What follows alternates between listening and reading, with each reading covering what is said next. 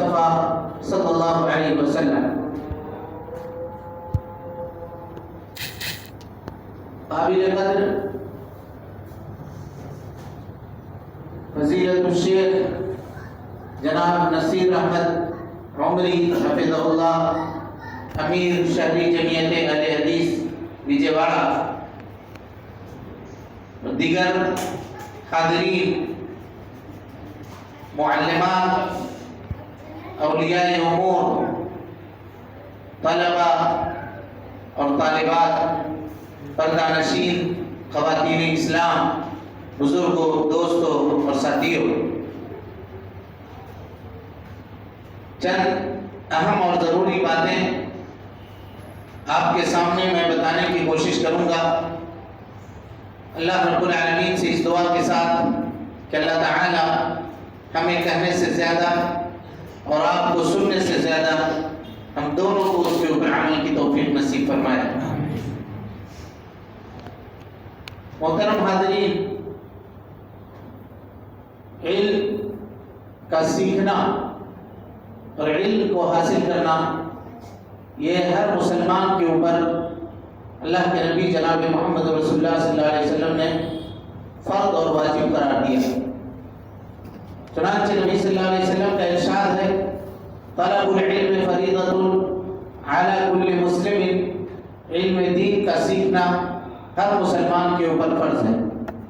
اسی طریقے سے جناب محمد رسول اللہ صلی اللہ علیہ وسلم کے اوپر سب سے پہلی وحی کا جو نزول ہوا تھا، تو وحی کی جو آیت تھی پہلی، قرآن مجید کی سب سے پہلی آیت نازل ہونے کے اعتبار سے تھا، اقرأ بسم ربک الذی خلق۔ اللہ رب العالمین نے خلقت سے علم کو جوڑا ہے، یعنی اگر آدمی مخلوق ہے، پیدا کیا گیا ہے، تو دنیا میں سروائیو کے لیے، زندگی گزارنے کے لیے علم دین کا سیکھنا اس کے لیے ضروری ہے۔ بلکہ انسانوں کے اندر اور دوسرے مخلوقات کے اندر جو فرق اور حد فاصل بیان کیا گیا، وہ حد فاصل علم، سلیقہ اور طریقہ ہے، کہ انسان کو سلیقہ اور طریقہ ہے، تعلیم اور تربیت کے ذریعے سے وہ اس کو حاصل کرتا ہے، اور دیگر جانوروں کے اندر یہ چیز پائی نہیں جاتی۔ قرون مفضلہ میں نبی صلی اللہ علیہ وسلم کے دور میں، صحابہ کرام رضوان اللہ علیہم اجمعین کے زمانے میں، تابعین اور تبع تابعین کے زمانے میں ان لوگوں نے اس کی اہمیت اور اس کی ضرورت کو سمجھا تھا۔ لہذا آج ہم اور آپ جو اس دور دراز کے علاقے میں اسلام جہاں اترا تھا، مکہ المکرمہ، اور وہاں سے نبی صلی اللہ علیہ وسلم ہجرت کر کے مدینہ منورہ گئے، آج تو سہولت ہے، 4 سے 5 گھنٹے میں آدمی وہاں پہنچ جاتا ہے۔ لیکن اس زمانے کا آپ تصور کیجئے جہاں مہینوں کا سفر طے ہوتا تھا اور انسان کو یہ پتہ بھی نہیں ہوتا تھا کہ وہ وہاں پہنچ پائے گا یا نہیں پائے گا۔ اس زمانے میں اسلام اس دور دراز کے علاقے میں آ کر کے پہنچا۔ کیسے پہنچا؟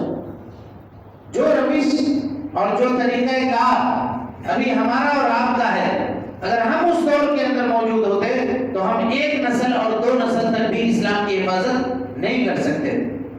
جو روش اور جو رویہ ہم نے دین کے تعلق سے، اسلام کے تعلق سے اختیار کیا ہے، اس سلسلے میں الروح کتاب ہے علامہ ابن قیم رحمۃ اللہ علیہ کی، بڑی عظیم کتاب ہے۔ اس میں علامہ ابن قیم رحمۃ اللہ علیہ لکھتے ہیں، کہتے ہیں کہ اللہ رب العالمین نے انسان کی تخلیق 2 چیزوں سے کی ہے، یعنی انسانی جو جسم ہے یہ 2 چیزوں کا مجموعہ ہے، مرکب ہے، 2 چیزوں سے مل کر بنا ہے، اور دونوں چیزیں ضرورت کی حامل ہیں۔ پہلی چیز جسم ہے، جسم ہے، ہاتھ پیر، یہ جسم، اس جسم کو اللہ رب العالمین نے مٹی سے بنایا ہے۔ حضرت آدم علیہ السلام کی تخلیق اللہ تعالیٰ نے مٹی سے کی، تو جسم کی بناوٹ ہماری اور آپ کی کس سے ہے؟ مٹی سے ہے۔ لہذا اس مٹی کی پرورش و پرداخت اور اس کے غذا کا انتظام اللہ رب العالمین نے مٹی سے کیا۔ اب اٹھا کر سوچ کر دیکھیں، جسم کو مضبوط رکھنے کے لیے کھانے پینے کی ضرورت ہے، اور کھانے پینے کا انتظام اللہ نے کہاں سے کیا؟ زمین سے کیا. چاول، دال، پھل، فروٹ، میوے، ہے نا، دیگر طرح کی پروٹین اور دوسری چیزیں، یہ سب حاصل انسان کہاں سے کرتا ہے؟ زمین سے کرتا ہے. یہ ایک چیز جسم کو باقی رکھنے کے لیے، زندہ رکھنے کے لیے، مضبوط رکھنے کے لیے، طاقتور رکھنے کے لیے ضروری ہے کہ آدمی مٹی سے حاصل کیا ہوا غذا جسم کو فراہم کرے تاکہ اس کا جسم مضبوط ہو.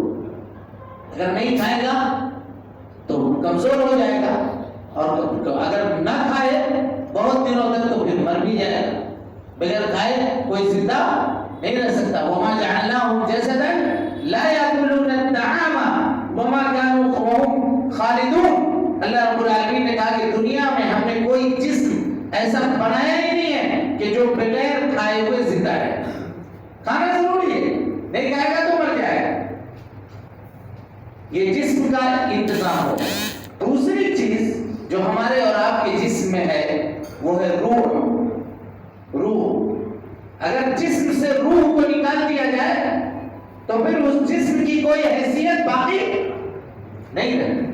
غور کیجیے، ہم لوگ روح ہے ہمارے اندر تو چل رہے ہیں، پھر رہے ہیں سب کچھ. یہی روح اگر نکل جائے ابھی اس وقت تو پھر ہم کہاں رہیں گے؟ لوگ کندھے میں اٹھا کر کے لے جا کر کے مٹی کے حوالے کر دیں گے، قبرستان میں دفن کر کے چلائیں گے. کوئی قیمت نہیں اس کے بعد کوئی قیمت نہیں ہے. بہت بڑا آدمی ہے، کروڑوں لاکھوں روپے اس کے حفاظت میں دن میں خرچ ہوتے ہیں، ہے کہ نہیں؟ لیکن وہی آدمی اگر مر گیا، روح اس کی الگ ہو گئی تو لے جا کر کے سنسان ایک جگہ کے اوپر اس کو دفن کر کے چلایا جاتا ہے. نہ وہاں کوئی تالا لگتا ہے، نہ اس کے کوئی دروازے پہ دربان ہوتا ہے. یہ حالت ہوتی ہے جس کے پیچھے 40-50 لوگ بندوق لے کر کے گھومتے ہیں. اس ایک جان کی حفاظت کے لیے جب اللہ کے حکم سے وہ جان نکال دی جاتی ہے تو اس کے جسم کی حفاظت کے لیے کوئی بندوق لے کے کھڑتا نہیں. یہ روح کی اہمیت ہے. اللہ رب العالمین نے مکہ والوں نے جب اللہ کے نبی صلی اللہ علیہ وسلم سے سوال کیا کہ اللہ کے نبی صلی اللہ علیہ وسلم روح کے بارے میں بتائیے، تو اللہ رب العالمین نے قرآن میں آیت نازل کی، کہا یسألونک عن الروح. اے اللہ کے نبی صلی اللہ علیہ وسلم یہ لوگ روح کے متعلق آپ سے پوچھ رہے ہیں. قل الروح من امر ربی، کہیے کہ روح یہ میرے رب کے حکموں میں سے ایک حکم ہے. پتہ یہ چلا کہ روح کا تعلق آسمان سے ہے.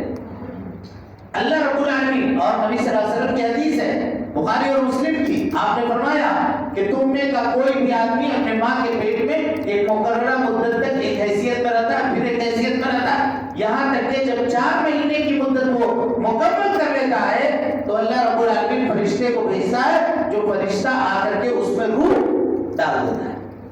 اس میں روح ڈال دیتا ہے 4 مہینے کی مدت مکمل ہونے کے بعد. تو یہ فرشتہ روح کہاں سے لے کر آتا ہے؟ آسمان سے لے کر آتا ہے.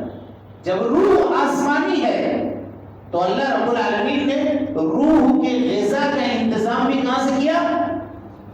آسمان سے کیا. روح کے غذا کا انتظام، روح کو زندہ رکھنے اور باقی رکھنے کا انتظام بھی اللہ رب العالمین نے آسمان سے کیا. ہمارا مطلب یا ہمارا معاملہ یہ ہے آج کل کے زمانے میں کہ ہم جسمانی پرورش و پرداخت کی طرف بہت دھیان دیتے ہیں. بچہ کھانا کھا رہا ہے یا نہیں کھا رہا ہے، ماں باپ اگر اس کے لیے مارنے کی ضرورت پڑے تو کھانا کھانے کے اوپر بچے کو مارتے ہیں. لیکن کبھی یہ سوال نہیں کیا دن بھر میں کہ بچہ آج تم نے قرآن مجید پڑھی یا نہیں پڑھی، آج نماز آپ نے پڑھی یا نہیں پڑھی، آج آپ نے صبح و شام کے اذکار پڑھے یا نہیں پڑھے، آج ایک مرتبہ بھی جناب محمد رسول اللہ صلی اللہ علیہ وسلم کے اوپر درود آپ نے بھیجا یا نہیں بھیجا. یہ سوال کوئی کرتا ہے؟ یہ سوال کوئی پوچھتا ہے؟ کوئی نہیں پوچھتا. اب آپ غور کیجیے، اگر بچہ اسکول نہ جائے تو اس کے لیے اس کے والدہ بھی اس کے والد بھی آنکھ پگولا اس کے اوپر ہوتے ہیں، کہتے ہیں ہم تمہارے اوپر اتنا خرچ کر رہے ہیں، اتنا پیسہ دے رہے ہیں، فیس وقت کے اوپر ادا کر رہے ہیں، پیسہ فری کرتا ہے، تم اسکول جاتے نہیں ہو، پڑھتے نہیں ہو، ہمارا اتنا پیسہ خرچ ہو رہا ہے. لیکن وہی بچہ جب نماز نہیں پڑھتا، وہی بچہ جب شریعت کے اوپر عمل نہیں کرتا، وہی بچہ جب جھوٹ بولتا ہے، وہی بچہ جب بے راہ رو ہوتا ہے تو کسی والد کو، کسی والدہ کو تکلیف نہیں ہوتی۔ اب آپ غور کیجیے، تربیت کے فقدان کا معاملہ ہمارا اور آپ کا یہاں تک پہنچا ہے کہ اگر 6:30 بجے، اگر 6 بجے فجر کی جماعت ہے، ایک مثال دے رہا ہوں، 6 بجے فجر کی جماعت ہے اور 6:30 بجے سے اگر کلاس لگتی ہے تو والدہ 6 بجے بچے کو کلاس کے لیے جگائے گی، لیکن فجر کی نماز کے لیے نہیں جگائے گی، نہیں اٹھائے گی۔ کیا یہ تربیت ہے؟ ہم لوگوں کے نگاہ میں دین آج صرف فارم میں جو کالم آتا ہے آدھار کارڈ میں یا دوسری چیزوں میں، اس میں کالم میں لکھنے کے لیے ہے اسلام۔ جہاں ریلیجن کا کالم آتا ہے کہ آپ کس ریلیجن کے ماننے والے ہیں، وہاں لکھنے کے لیے اسلام، ہم صرف وہی لکھتے ہیں۔ اسلام سے صرف ہمارا اتنا ہی تعلق ہے، اس کے علاوہ کوئی اور تعلق نہیں، کوئی تعلق نہیں۔ اچھا، روح کو اگر ہم آسمانی غذا فراہم نہیں کرتے ہیں تو نتیجہ کیا ہوتا ہے؟ بھوکا تو یہ نہیں رہ سکتا، اس کو غذا کی ضرورت ہے۔ پھر یہ غذا کہاں سے لیتا ہے؟ یہ غذا لیتا ہے آس پاس کے لوگوں سے، یہ غذا لیتا ہے انٹرنیٹ سے، یہ غذا لیتا ہے موبائل سے، یہ اپنی ضرورت کو پوری کرتا ہے ماحول سے، سماج سے، سوسائٹی سے اور وہاں پائے جانے والے چیزوں سے۔ اور اس کے بعد نتیجہ یہ ہوتا ہے کہ نہ دین کی سمجھ اس کو ہوتی ہے اور نہ آخرت کے تعلق سے، نہ اپنے نبی کے تعلق سے، نہ اپنے اسلام اور اپنے دین کے تعلق سے اس کو کوئی معلومات ہوتی ہے، کچھ بھی نہیں ہوتا۔ نتیجہ یہ ہوتا ہے کہ اگر ہم اس کو ڈاکٹر بھی بنا دیتے ہیں، انجینئر بھی بنا دیتے ہیں، پڑھا لکھا کر کے بڑے اونچے مقام کے اوپر اس کو فائز کر دیتے ہیں، لیکن اس سے جو فائدہ ہونا چاہیے وہ فائدہ نہیں ہوتا، بلکہ نقصان ہوتا ہے، بلکہ نقصان ہوتا ہے۔ اب غور کیجیے گا کہ بغیر علم دین کے اگر کسی آدمی کو کوئی ہنر دے دیا جائے تو وہ ہنر بندر کے ہاتھ میں اسطورہ دینے کے مترادف، وہ اس سے اپنی گردن کاٹ لے گا، اس کے علاوہ کچھ نہیں کر سکتا۔ آپ دیکھیں جو لوگ بڑے بڑے بیرسٹر ہوئے، بڑے بڑے کالجوں اور اسکولوں کے اندر ان لوگوں نے تعلیم حاصل کی، نتیجہ یہ ہوا کہ ان لوگوں نے ایک وقت آیا کہ اللہ رب العالمین کا انکار کیا، رسولوں کے خلاف میں کتابیں لکھی اور ان کو برا بھلا کہا اور یہ کہا کہ یہ دنیا ایسے ہی ختم ہو جائے گی، تباہ ہو جائے گی اور آخرت اور قیامت قائم نہیں ہوگی۔ اس کنسپٹ کے انکار کرنے والے لوگ جاہل نہیں تھے، سب پڑھے لکھے لوگ تھے۔ کیوں پڑھے لکھے لوگ تھے؟ اس لیے کہ ان کے علم میں کسی نے وحی الہی کا لگام نہیں لگایا۔ اب غور کیجیے، عمر بن خطاب رضی اللہ تعالیٰ عنہ کا زمانہ ہے، تربیت کس طرح سے ہوتی ہے آپ کے سامنے اس کی ایک مثال پیش کرتا ہوں۔ مدینے میں خبر آئی حضرت عمر کے سامنے کہ اللہ رب العالمین نے فلاں محاذ کے اوپر، غالباً قادسیہ کا محاذ تھا، کہ اس محاذ کے اوپر اللہ رب العالمین نے مسلمان فوج کو فتح یابی نصیب فرمائی ہے۔ حضرت عمر بن خطاب خوش ہو گئے اور اس کے بعد جو قاصد آیا تھا خبر لے کر کے اس کو آپ نے بلایا، جنگ کی تفصیلات معلوم کرنے کے لیے پوچھا، یہ بتاؤ جی جنگ کب شروع ہوئی تھی؟ کہا کہ صبح کے وقت۔ ختم کب ہوئی؟ کہا مغرب کی نماز کا وقت ہو گیا تھا تب جا کر کے جنگ ختم ہوئی۔ کہا صبح سے شام؟ کہا ہاں صبح سے شام تک ہم لوگ جنگ لڑتے رہے۔ یہ سن کر کے حضرت عمر بن خطاب رضی اللہ تعالیٰ عنہ رونے لگے، آپ کی آنکھوں میں آنسو آ گئے۔ اب جو سامعین سامنے بیٹھے ہوئے تھے صحابہ کرام تعجب میں پڑ گئے، یہ کیا بات ہوئی امیر المومنین؟ خوشی کا موقع ہے، پورے لوگ خوشی منا رہے ہیں، اللہ نے ہم کو فتح یابی نصیب فرمائی ہے اور آپ رو رہے ہیں، اس وقت آپ رو رہے ہیں۔ حضرت عمر بن خطاب رضی اللہ تعالیٰ عنہ نے ایک تاریخی جملہ کہا تھا، اس جملے کو لوگوں نے محاورہ کے طور پر استعمال کیا۔ آپ نے کہا تھا کہ سنو، نحن قوم، ہم ایک قوم ہے جو میدان جنگ میں طاقت کے بلبوتے پر نہیں لڑتے، ہم اللہ رب العالمین کے اوپر یقین، ایمان اور بھروسے کے اوپر لڑتے ہیں۔ اور سامنے والے لوگ جو ہیں وہ ذلیل اور رسوا اس وجہ سے نہیں ہوتے کہ ان کے پاس طاقت کم ہے، بلکہ اس وجہ سے ہوتے ہیں کہ ان کے پاس ایمان نہیں ہے۔ لیکن اگر باطل حق کے مقابلے میں دن بھر کھڑے رہنے کی جرات رکھتا ہے، اس کا مطلب یہ ہے کہ تمہارے حق کے اندر خلل ہے، تمہارے حق کے اندر کمی ہے۔ کیا سپاہیوں نے تہجد کی نماز پڑھنا ترک کر دیا؟ اللہ اکبر۔ حضرت عمر کا سوال دیکھ رہے ہیں، کہا فرض نماز چھوڑنے کا تصور ہی نہیں تھا نبی صلی اللہ علیہ وسلم کے زمانے میں۔ صحابی کہتے ہیں کہ اگر کوئی آدمی عشاء اور فجر کی نماز میں پیچھے ہوتا تھا تو ہم اس کو منافق کہتے تھے، چھوڑ دینا دور کی بات ہے، پیچھے ہوتا تھا، پیچھے آ کے نماز میں اگر کھڑا ہوتا تھا، پہلی صف اور دوسری صف میں نہیں کھڑا ہوتا تھا تو یہ اس کے منافق ہونے کی علامت تھی، اور جو چھوڑ دیتا اس کا الگ بات ہے۔ فرض نماز چھوڑنے کا تصور نہیں، کہا کیا سپاہیوں نے تہجد کی نماز چھوڑ دی؟ اللہ۔ اب ہم لوگ اگر ہوتے اس وقت تو کہتے ہیں کہ آپ کا دماغ خراب ہے کیا؟ دن بھر ہم میدان میں لڑائی کر رہے ہیں، دھوپ میں کھڑے ہو کر کے پسینہ بہائیں، اور رات کو جو سونے کا تھوڑا موقع ملے تو اس وقت بھی آپ کہہ رہے ہیں کہ کھڑے ہو کر کے عبادت کرو۔ غور کیجیے کس طرح سے حضرت عمر بن خطاب نے ان کی تربیت کی، اور اس کے بعد فوراً آپ نے قاصد کو بلایا اور کہا کہ یہ آرڈیننس لکھو بیٹھ کر کے کہ ہر سپاہی کو تہجد کی نماز کے لیے اٹھنا ضروری ہوگا، اور فجر کی نماز کے بعد قرآن مجید کی تلاوت کر کے قرآن مجید کو حفظ کرنا ضروری ہوگا۔ یہ نہیں چلے گا کہ آپ میدان جنگ میں ہیں، نہیں، تہجد بھی پڑھیے اور فجر کی نماز کے بعد قرآن مجید کی تلاوت کر کے حافظ بھی بنیے۔ اور جب 1.5 سال کے بعد دوبارہ انہوں نے جائزہ لیا تو کہا کہ فوج کی اکثر تعداد تقریباً 12,000 لوگ قرآن مجید کا حفظ کر چکے تھے مکمل۔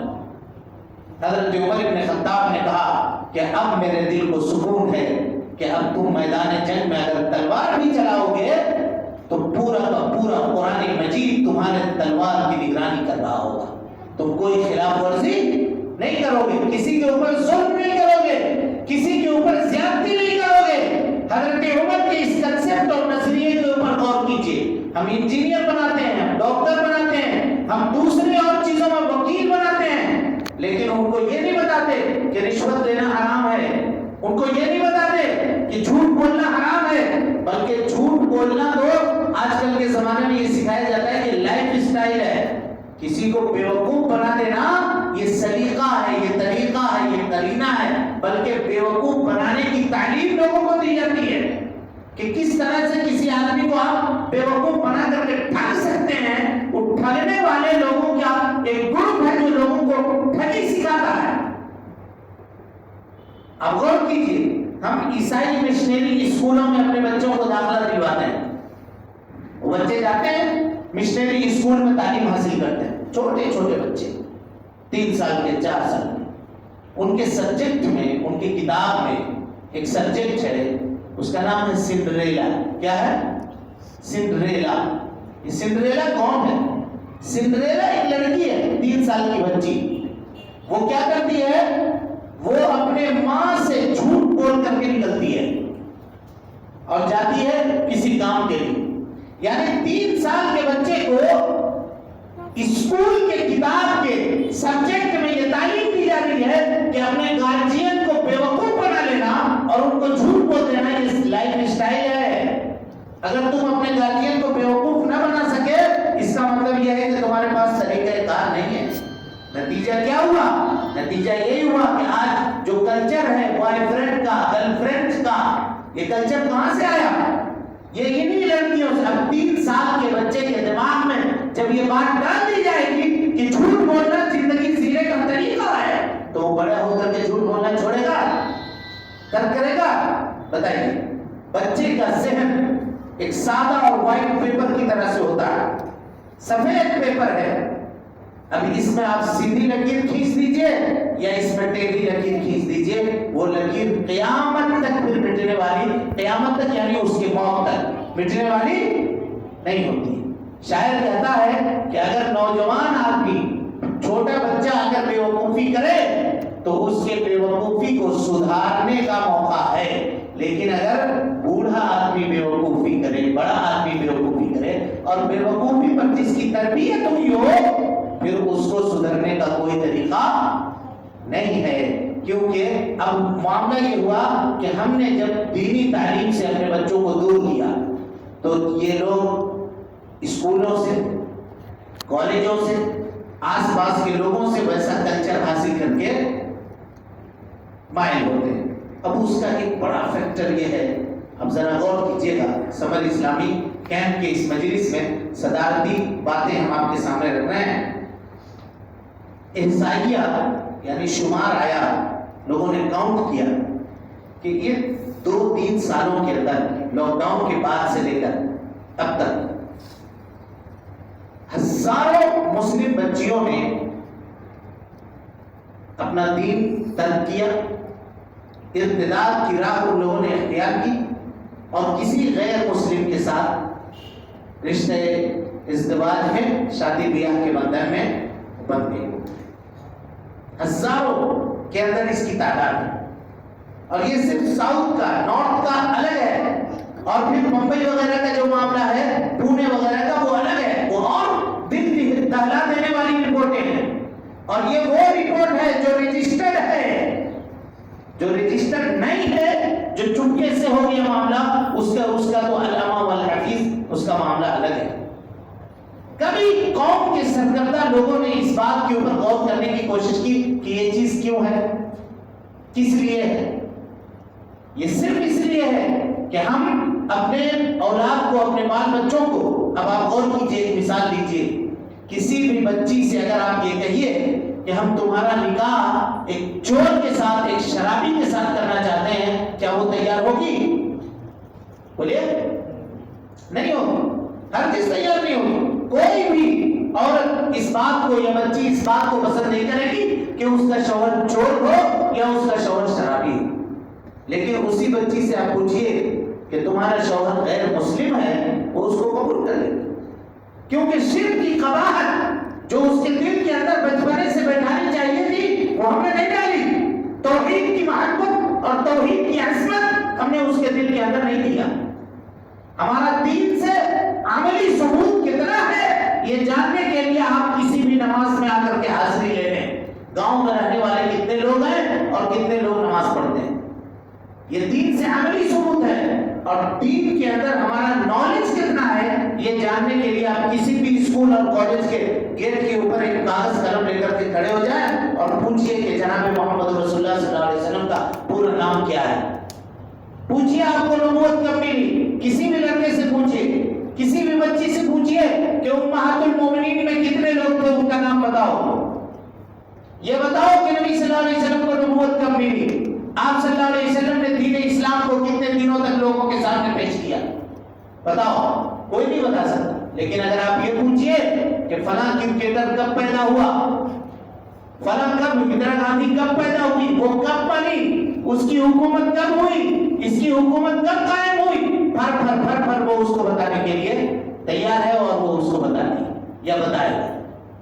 دین کی قیمت ہمارے اور آپ کے نزدیک یہ ہے، ہم نے اس طرح سے دین کو سمجھا ہے، نتیجہ یہ ہوا کہ نہ خدا ہی ملا، نہ وصال سلام، نہ ادھر کے رہے نہ ادھر کے رہے، نہ دین کے معاملے میں ہم مضبوط ہو سکے اور نہ دنیا کے معاملے میں ہم مضبوط ہو سکے۔ کیوں؟ اس لیے کہ وہ تعلیم جو دین کے قیمت کے اوپر حاصل کی جائے، اللہ رب العالمین اس تعلیم میں کبھی برکت نہیں دے گا، کبھی برکت نہیں عطا کرے گا۔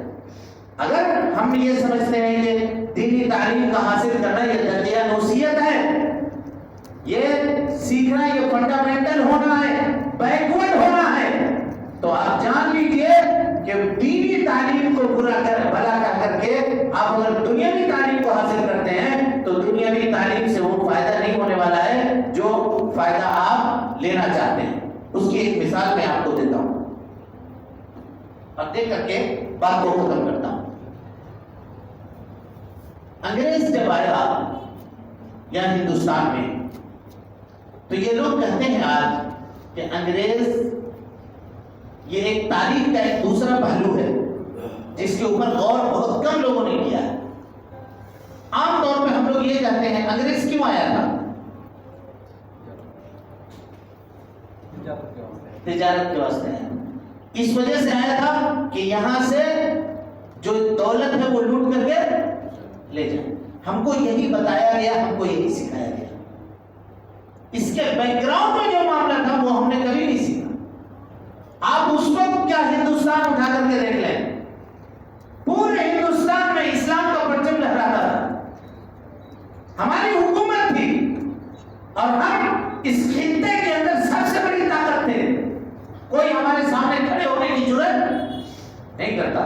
ان لوگوں نے یہ دیکھا کہ مشرق وسطیٰ جہاں سے اسلام پنپا وہاں کے لوگ کمزور ہیں، بدو ہیں، اور یہاں کے لوگ اس زمانے میں بھی، آپ غور کیجئے گا، اس زمانے میں بھی نواب صدیق حسن خان رحمت اللہ علیہ نے بخاری اور فتح الباری کو لکھوایا تھا اور اس کو چھپوایا تھا اس ہندوستان سے۔ سعودی عرب سے اور کویت سے، قطر سے، دوسرے ممالک سے بچے دلی میں آ کر کے علم حاصل کیا کرتے تھے، اور محدث شاہ محدث نذیر حسین دہلوی رحمت اللہ علیہ بیٹھ کر کے ان کو پڑھاتے تھے۔ پورے اسلام سے، پورے عالم اسلام میں اس زمانے میں اگر حدیث کی خدمت کہیں سے ہوئی تھی تو وہ ہندوستان تھا۔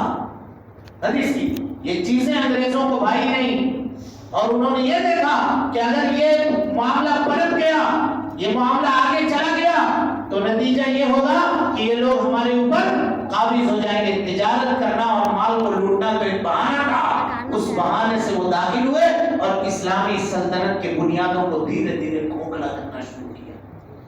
ورنہ آپ اٹھا کر کے دیکھیے، ولیم بیکٹن بول کر کے اس زمانے کا ایک گورنر تھا جس نے اپنی کتاب لکھی دی ملیٹنٹ آف اسلام۔ اس کتاب کے اندر اس نے لکھا ہے، کہا کہ جب گورا آیا تھا ملک کے اندر، اس وقت 96% لٹریسی ہندوستان کے اندر تھی، 96% لوگ تعلیم یافتہ تھے۔ نتیجہ کیا تھا؟ کس طرح سے تعلیم کا انتظام تھا؟ کوئی اسکول اور کالج نہیں تھا، گاؤں کے چوپال میں لوگ بچے بیٹھا کرتے تھے، تعلیم مقرر ہوا کرتے تھے، اور وہیں بیٹھ کر کے یہ گرو گوبند سنگھ ہے مثال کے طور پر، وہ بیٹھ کر کے سنسکرت پڑھ رہا ہے، تو یہ عبد الرحیم ہے، یہ بیٹھ کر کے قرآن مجید اور بیضاوی کے نسخے پڑھ رہا ہے، جلالین اور تفسیر کی باتیں پڑھ رہا ہے۔ دونوں اساتذہ مقرر ہوتے تھے، اس کو اس تعلیم کی ضرورت ہے، اس کو دیا جاتا تھا، اس کو اس تعلیم کی ضرورت ہے، اس کو دیا جاتا تھا۔ انگریز کے جانے کے بعد سچر کمیٹی کی رپورٹ اٹھا کر کے آپ دیکھ لیں مسلمانوں کو کہاں پھینک دیا گیا، تعلیمی میدان کے اندر ان کو کیا کر دیا گیا، یہاں تک کہ سفارش کرنے کی ضرورت پڑی کہ اب ان کو کیا کہتے ہیں، ان کے لیے ریزرویشن مقرر کیا جائے تاکہ ان کے بچے پڑھ لکھ کر کے آگے جا سکیں۔ ہم نے قوم کو پڑھایا تھا، ہم نے قوم کو پڑھنے کا سبق سکھایا تھا، اور یہی انگریز جب 1947 کے اندر ملک چھوڑ کر کے لے آئے تو اسی ہندوستان کے اندر صرف 26% لٹریسی تھی، باقی جتنے لوگ تھے ان کو بس کا نمبر تک پڑھنا نہیں آتا، جاہل بنا دیا گیا، اس قوم کو دین کی تعلیم سے پورے طور پر غافل کر دیا گیا۔ اور آپ کو معلوم ہے ہم کہتے ہیں تجارت کے لیے آئے تھے، سب سے زیادہ آزادی کے جنگ میں قربانی دینے والے جو لوگ تھے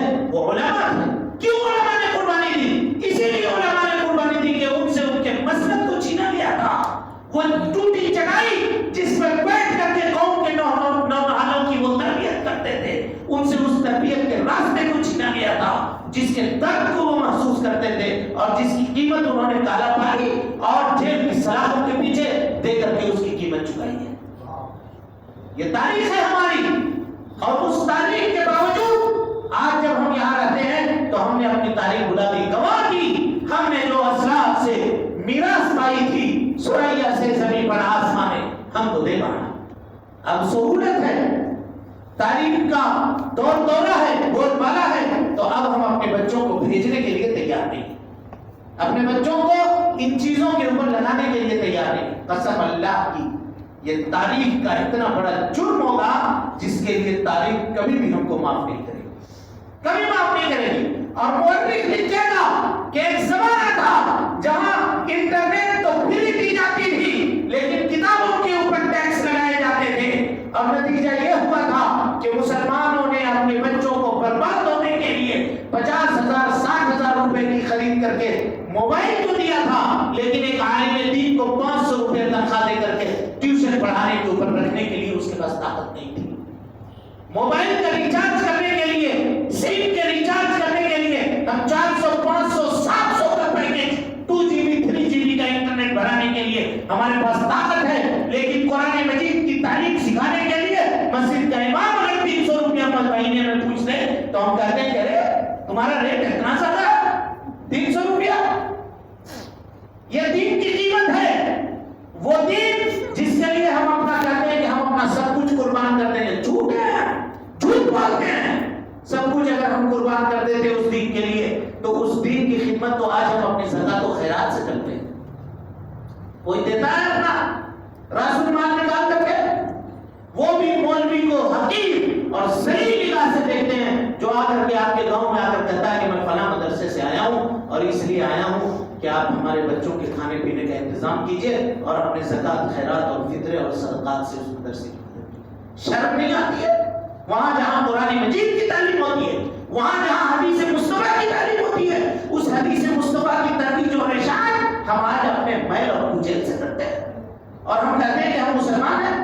علم دین اور تعلیم کی یہ اہمیت ہے 10 آدمی کھڑے ہوتے راس المال دینے والے اور کھڑے ہو کر کے مدرسہ رحمانیہ کے واقعہ یاد آیا, وہ بیان کر کے بات کو ختم کرتا ہوں. بابو عبداللہ تھے دلی کے اندر, بڑے تاجر تھے اور اکیلے 11-12 بچوں کا انتظام کرتے تھے. شاہ محدث نذیر حسین دہلوی رحمۃ اللہ علیہ دلی میں بیٹھ کر کے ان کو تعلیم دیا کرتے تھے.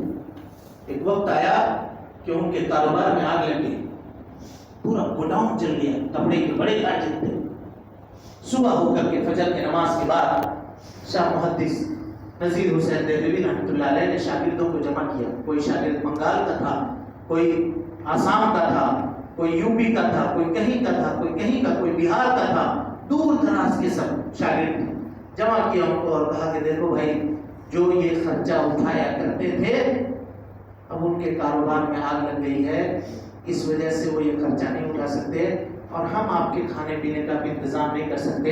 اس لیے آپ کیا کیجئے, اپنا اپنا بوریہ بستر باندھیے اور اپنے سفر کے اخراجات کا انتظام کر کے یہاں سے نکل کر اپنے اپنے گھر چلے جائیں. بابو عبداللہ کو جب یہ پتا چلا ظہر کی نماز میں وہ آئے, انہوں نے کہا کہ مولانا آپ نے بچوں کو جانے کے لیے کہہ دیا, کس سے پوچھا؟ میرا کاروبار چل گیا ہے, میرا ضمیر نہیں چلا ہے, میرا دل زندہ ہے, ضمیر زندہ ہے. گھر میں اور بیوی سے کہا کہ جو گہنے تم پہنے ہوئے ہو, جو تمہارے زیورات ہیں گھر میں رکھے ہوئے, وہ زیورات گہنے نکالو. اور اس کو سونار کے پاس لے جا کر کے بیچ دیا اور بیچنے کے بعد ایک خطیر رقم لا کر کے مولانا کی گود میں ڈال دی اور کہا مولانا ان بچوں کو ان پیسوں سے پڑھائیے, تب تک ہو سکتا ہے جب تک یہ پیسے چلے تب تک اللہ تعالیٰ میرا کوئی انتظام ضرور کرے گا اور یہ مدرسہ پھر چلے گا. یہ وہ لوگ تھے اور ہم صرف شیخی بگاڑنے والے مسلمان ہیں, ہم صرف گانے والے مسلمان ہیں کہ ہم یوں مسلمان ہیں, ہم یوں مسلمان ہیں, لیکن عملی میدان کے اندر جب ہمارا کارنامہ دیکھا جائے تو ہم زیرو بیٹا سناٹا ہیں, صفر ہیں, کچھ بھی نہیں ہیں. اور لہذا میرے بھائیوں اپنے ان نونہالوں کی, اپنے بچوں کی قدر کیجئے. اللہ نے بچوں کی شکل میں جو نعمت دی ہے ان نعمت کا ہم قدر کیجئے. بچوں کا قتل 2 طریقے سے ہوتا ہے. زمانے جاہلیت میں لوگ شرم اور عار کی وجہ سے بچے کی جان مار دیا کرتے تھے, اس کو قتل کر دیا کرتے تھے, وہ ایک طرح کا قتل ہے. اور آج ایک طرح کا قتل ہے جو ہم کرتے ہیں, بچے کو دینی تعلیم نہ دے کر کے اس کا قتل کرتے ہیں. وہ جسمانی قتل تھا, یہ روحانی قتل ہے, اور جسمانی قتل سے زیادہ خطرناک روحانی قتل ہے کہ ہم اس کے روح کو مار دیتے ہیں. اور وہ بچہ جو جنت جانے کے لیے پیدا ہوا تھا اس لیے کہ وہ ایک مسلمان کے گھر میں پیدا ہوا تھا, ہم اس کو جہنم میں جانے کا راستہ اس کے لیے آسان کر دیتے ہیں. نگرانی کیجیے. جو وقت برا ہے یا جو حالات برے ہیں, ان برے حالات میں بھی اگر آپ چاہیں نگرانی کرنا تو کر سکتے ہیں. اس کی ایک اور مثال لیجیے. اسرائیل چھوٹا سا ملک ہے, غصب کیا اس نے, غصب کر کے وہ چل رہا ہے. آپ کو جان کر کے تعجب ہوگا, یہودی نے ڈاکومنٹری بنائی, کہا کہ عیسائی وہاں اسرائیل کے اندر پورے سڑک میں یہاں سے لے کر وہاں تک آپ گھوم جائیے, ایک بھی اشتہار آپ کو ایسا نہیں ملے گا جو اشتہار برہنہ ٹائپ کا ہو. کوئی بھی یہودی عورت سڑک کے اندر اپنے سر کو کھول کر کے باہر چلتی نہیں ہے، وہ پردے میں چلتی ہے۔ اور آپ کو یہ سن کر کے تعجب ہوگا کہ جب بچے اور بچی کی شادی ہوتی ہے تو اس سے ایک دن پہلے پادری کے پاس اس کے والد اس کے بچے کو لے کر کے جاتے ہیں تاکہ اس کو بتایا جاتا ہے کہ میاں بیوی کے تعلقات کیسے ہوتے ہیں، شادی کرنے کا مقصد کیا ہے۔ پادری بتاتا ہے، اس سے پہلے اس کو معلوم نہیں کہ عورت میں اور مرد کے اندر کنیکشن اور تعلق کیا ہوتا ہے، جوان ہوتا ہے۔ جنسی معاملات سے اس قدر انہوں نے دور رکھا۔ انٹرنیٹ کے اوپر پابندی ہے، ایک عمر متعین ہے، اس عمر پہ جا کر کے وہ انٹرنیٹ کا استعمال کر سکتا ہے، بصورت دیگر انٹرنیٹ کا استعمال نہیں کر سکتا۔ وہ سائٹس پوری دنیا کو بے حیائی تقسیم کرتا ہے وہ، لیکن اپنے ملک کے اندر بے حیائی کو پھیلنے نہیں دیتا ہے۔ اس کے یہاں کی عورتیں جب حاملہ ہوتی ہیں تو حاملہ عورتوں کو الگ بٹھایا جاتا ہے، ان کو گھر سے بلا لیا جاتا ہے اور الجبرا کے اور حساب کے بڑے بڑے فارمولے ان سے سولو کرائے جاتے ہیں تاکہ ماں کے دماغ میں جو چلتا ہے وہ اس کے بچے کے اوپر اثر ہوتا ہے۔ یہی تعلیم تھی شریعت کی۔ نبی صلی اللہ علیہ وسلم کے زمانے میں، صحابیات کے زمانے میں عورتیں جب حاملہ ہوتی تھیں تہجد کی نماز پڑھتی تھی، کثرت سے قرآن مجید کی تلاوت کیا کرتی تھی تاکہ بچے کے دماغ کے اندر بھی قرآن مجید کی روحانیت سرایت کر جائے اور اس کے دل و دماغ کے اندر بھی قرآن مجید کی آیتوں کی گونج سنائی دے، اس حال میں کہ ابھی وہ دنیا میں نہیں آیا ہے۔ اور آج کل عورتیں حاملہ ہوتی ہیں، بیٹھ کر کے 24 گھنٹہ ٹی وی دیکھتی ہیں، گانے سنتی ہیں، ناچ دیکھتی ہیں۔ نتیجہ یہ ہوتا ہے کہ جو کچھ اس کے دماغ کے اندر چل رہا ہوتا ہے وہی اثر اس کے بیٹے کے اندر ہوتا ہے۔ جب بچہ پیدا ہوتا ہے 2 سال کا بھی نہیں ہوتا تو وہ ناچتا ہے گانا سن کر کے، ناچتا ہے نہیں ناچتا ہے، اور جیسے موبائل پہ گانا سن کر کے ناچتا ہے تو ماں باپ کی خوشی کا مت پوچھیے ٹھکانا۔ ارے بچہ تو اب ڈانس کر رہا ہے، فلاں گانے کے اوپر ناچ رہا ہے، دیکھو دیکھو دیکھو سر ہلا رہا ہے، میرا بچہ اس ہیرو کی طرح لگ رہا ہے، میرا بچہ ایسا ہیرو کی طرح کام کر رہا ہے۔ ہم یہ کہہ کر کے خوش ہوتے ہیں کیونکہ ہماری عقل ماری گئی ہے، ہمارا دین ہم سے لوٹ گیا ہے، ہمارے اندر غیرت کا فقدان ہو گیا ہے شریعت کے تعلق سے۔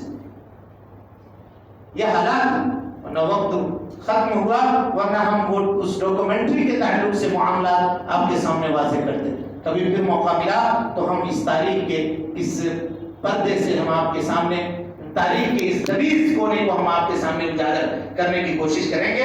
اللہ رب العالمین سے دعا ہے کہ اللہ تعالی ہمیں اور آپ کو حسن عمل کی توفیق دے، رب العالمین ہم سب کی اصلاح فرمائے، ہماری نیکیوں کو قبول کرے، اللہ رب العالمین سیئات سے درگزر فرمائے۔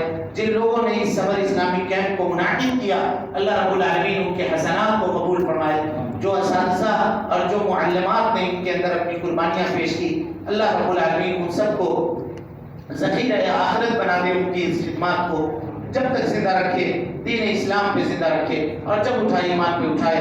اقول قولی ھذا واستغفر اللہ لی ولکم ولسائر المسلمین من کل ذنب وخطیئۃ فاستغفروہ انہ کان للأوابین غفورا۔ والسلام علیکم ورحمۃ اللہ وبرکاتہ۔